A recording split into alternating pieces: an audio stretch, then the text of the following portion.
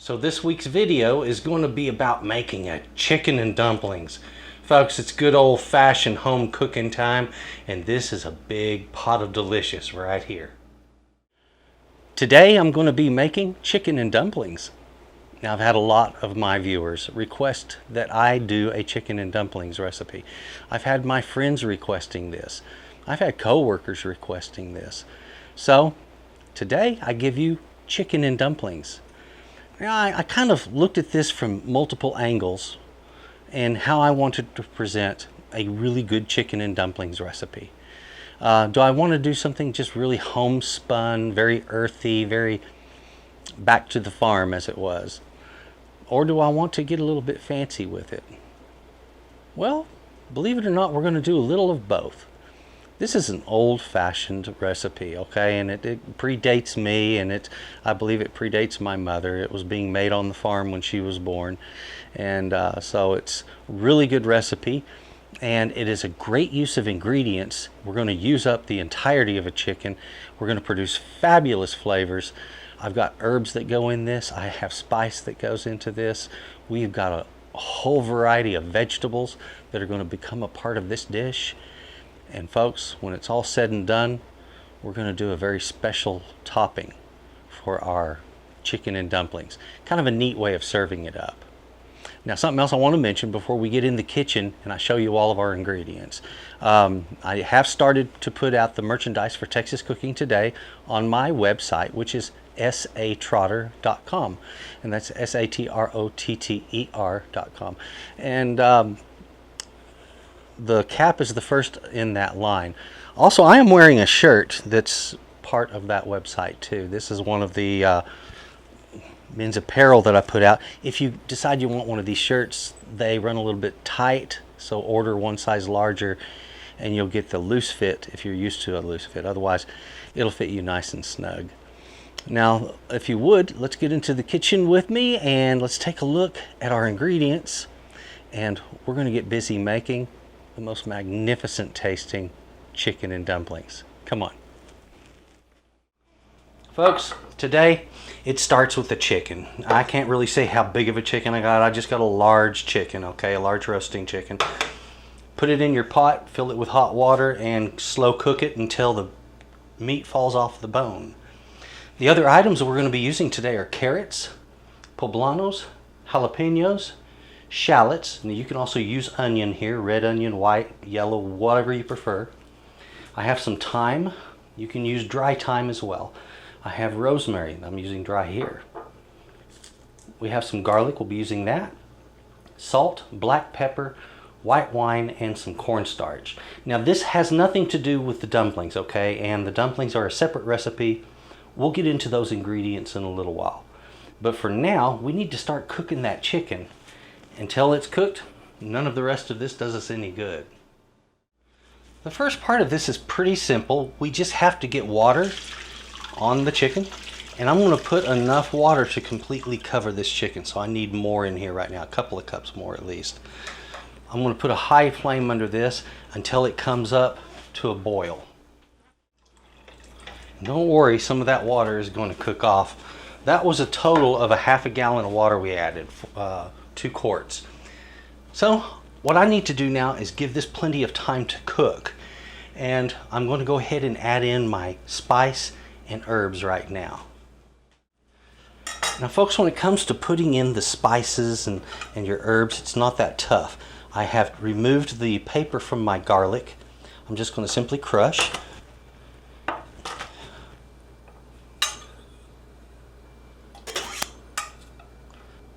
Whenever you have herbs that are fresh like this, all you have to do to keep them together is just take some string and give them a little tie up, okay? Boom. It can make it a lot easier to find all of these sticks in your pot later on, all right? Now that's going to be about a tablespoon of rosemary. So right there, right in there. And that's all there is to that part of this. If you want to put a little salt in here, you can. You don't have to at this point, but you have that option. It was about a half a teaspoon. As you can see from the side over there, I already have some of my vegetables cut. And this is nothing too difficult, guys, just simple rounds on the carrots. And as you can see, I'm doing the same thing on my shallots. Shallots are kind of small, so that's easy to work with them in that way. Onions, you might want to quarter those. All right, so simple enough. Just cut everything down so that it's usable. In a little bit, we're going to be getting all of our vegetables in the stock after we take the chicken out to rest. The chicken is going to be falling apart here in a little bit. As soon as it is, I'll pull it out, we'll let it cool, and as that's cooling and I can shred it, then I want to be cooking my vegetables.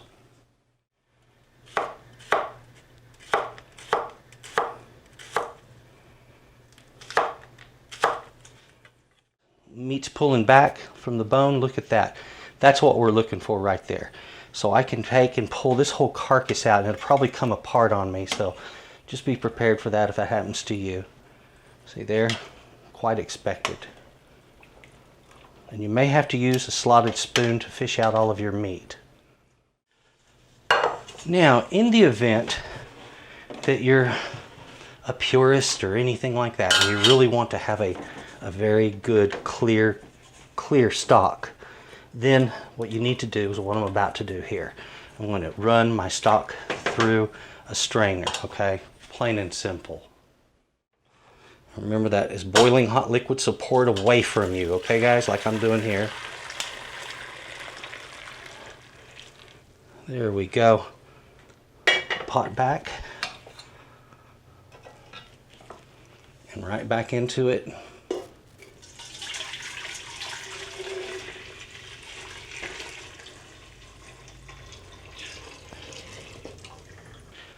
Now at this point, our stock is ready to cook up the vegetables, and we'll just get them in there, get it cooking.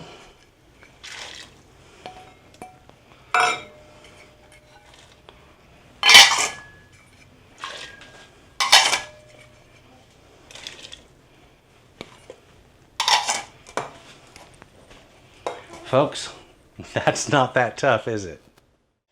All right, as you can see, things are cooking up beautifully. I've got my vegetables in the stock. The chicken is cooling down over there. In a little bit, we're going to make our dumplings and cook them up, but after the vegetables have gotten tender, before we put our shredded chicken back in. There's a bit of a process to it, you know, a certain grouping of steps. Once we get to the dumplings, it goes pretty quick, and it's all quite delicious. Let's not forget, put a little wine in here. I'm going to use something that's dry. This is a Chardonnay. And, you know, about a cup or so will be just fine. It doesn't have to be an accurate, exact measurement. This is all just kind of off the cuff. If you're worried about alcohol in the dish, don't sweat it. The very first alcohol that cooks out is, well, what you just put in there. That'll be the first thing that'll sweat out of this or steam out of this. That's going to be the alcohol. And for a few moments, you may notice it in the air. It may smell something like rubbing alcohol. That's perfectly normal. So leave the lid off as it's coming back to a boil, and that way you know that's happening. But at the same time, you want to be able to know when that comes to a boil and when you need to cover it and simmer. Now guys, when it comes time to shred out your chicken, just go ahead and make some nice bite-sized pieces.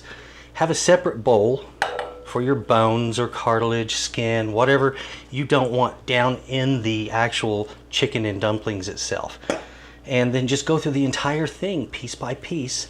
Every piece of chicken is worthwhile. Those wings produce such perfect meat. Look at that. Get rid of that skin, get rid of the bone, but all that meat is beautiful. Right. Now, just keep working away at it until you get the whole chicken finished. All right, now I'm getting some gloves on here so I can be kind of neat and quick about this. I have butter, all right? If you want to know how much that was, it was about 5 tablespoons. I have about 4 to 5 tablespoons of lard here. Okay, you might be thinking lard. Ew. Trust me, when it comes to biscuits and stuff, lard is king, all right?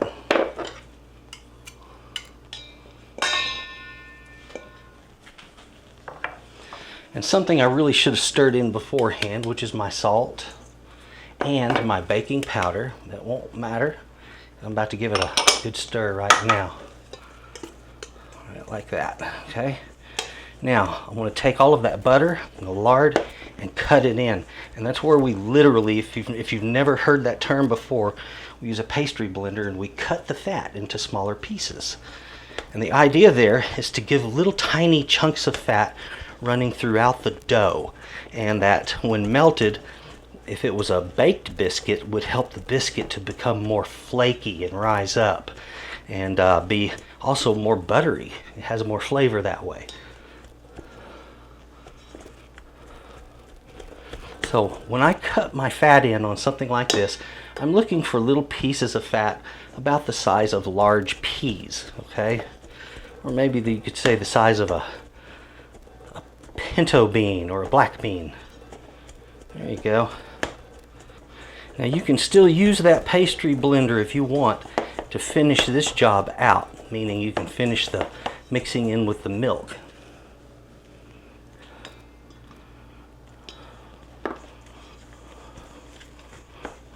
And normally, biscuit making, you want very little milk. You want there to be as little gluten development as possible.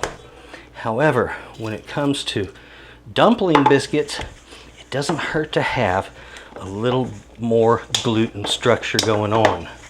So don't be afraid of making it that way. And the other thing is do not overwork your dough. Don't sit here and knead it, because then it's going to warm up that butter and the fat, and it's going to mess with it. Now let's get some flour.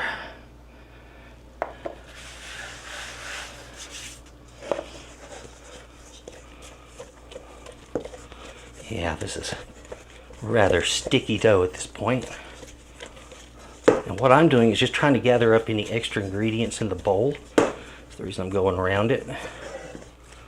And I might want to be liberal with my flour. So plenty of flour. Be liberal. Rotate.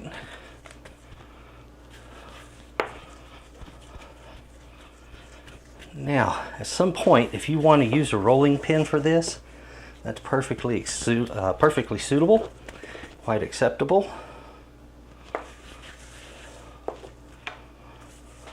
But the thing of it is don't roll it too thin. You're looking for about 3/8 of an inch thick to begin with. All right, now to cut our biscuits, you need a biscuit cutter. I'm going to use a little cap, which is, let me see if I can get it back out of my flour here. This is just a cap from a spice bottle, okay? And it makes the perfect size dumpling. Now if you would, all you have to do is just push straight down and move right on to the next one. Sometimes it'll stick in there like that. Don't worry about it. Just kick him out and move right on.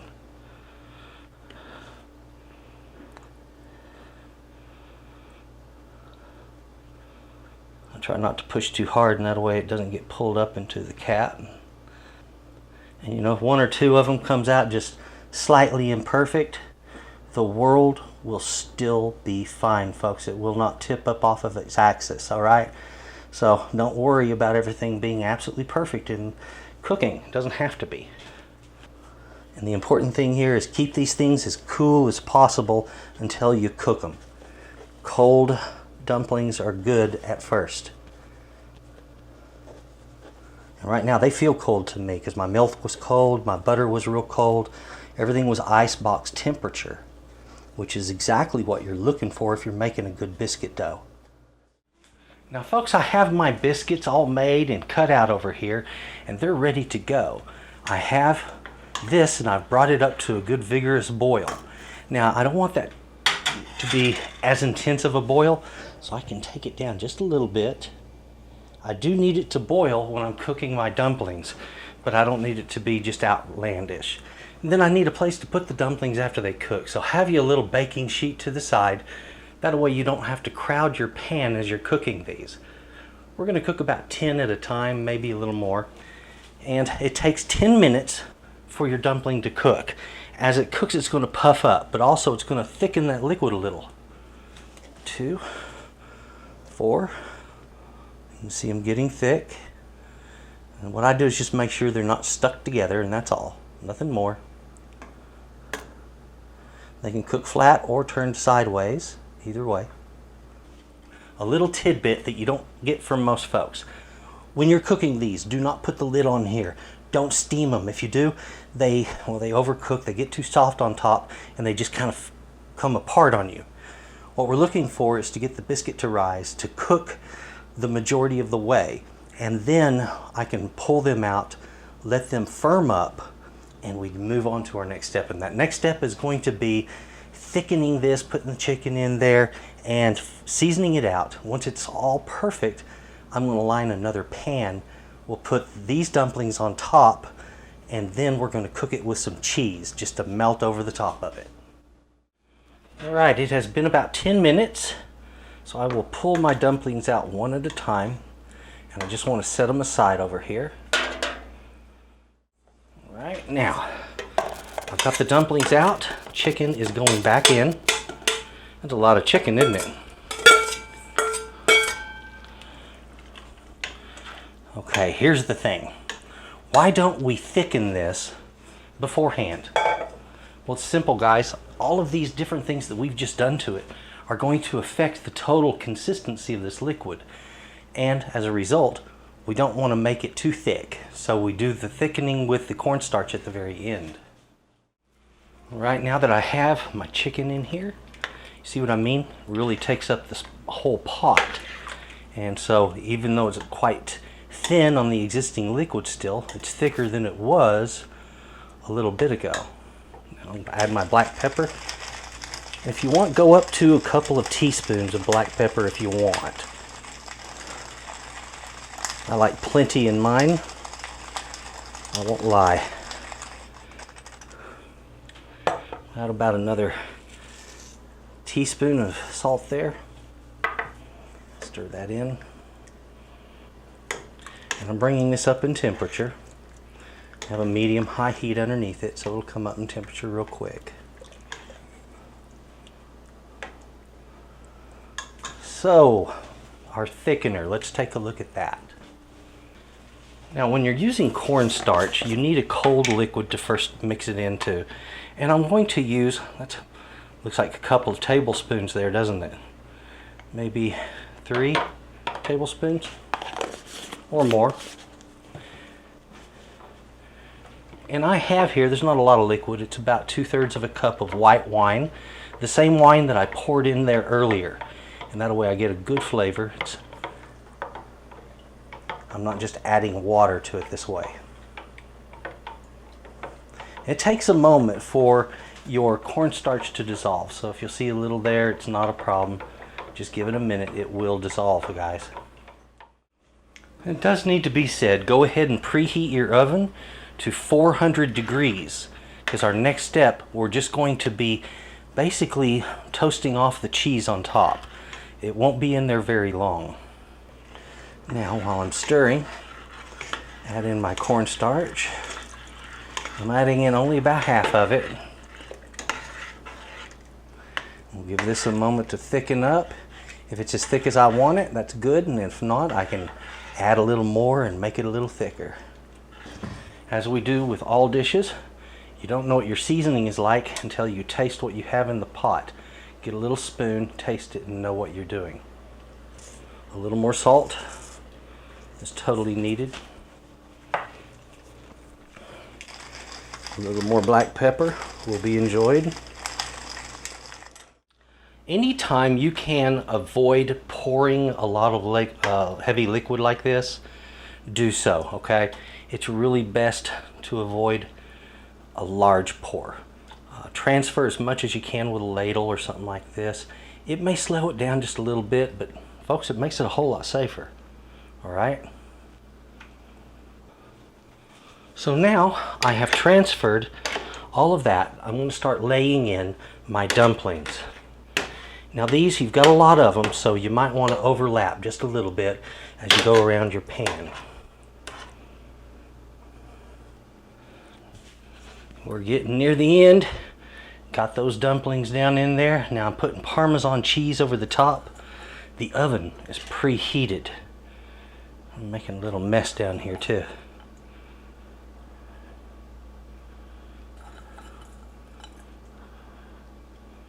we got our oven preheated to 400 degrees. All we're looking to do here is just add a nice little top to that. And once that's done, chicken and dumplings is ready. Okay, let's get this down into the oven. Toast it off, finish it off, and make it beautiful. Today, I used 1 large chicken, 2 poblanos, 3 jalapenos, 4 good-sized carrots. I used, what do we have here, 6 shallots, medium shallots. Go with a couple of onions if you want instead of the shallots. 4 cloves of garlic, 4 to 5 sprigs of thyme, a tablespoon of the rosemary if you're using dry, black pepper, a couple of teaspoons there, 1 to 2 teaspoons of salt, or look at it this way, salt to taste, up to a half a bottle of white wine, and a couple of tablespoons of cornstarch mixed with some white wine for your thickener. All right, I believe now it is time for a little dishing up and enjoying.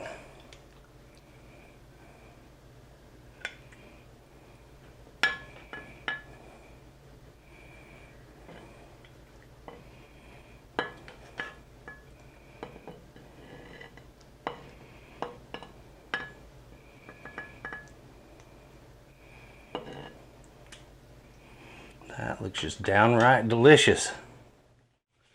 Yeah, I wanted to remind you, don't forget the t-shirts, folks. Cool stuff. S.A.Trotter.com. But right now, ooh, it's about beautiful dumplings.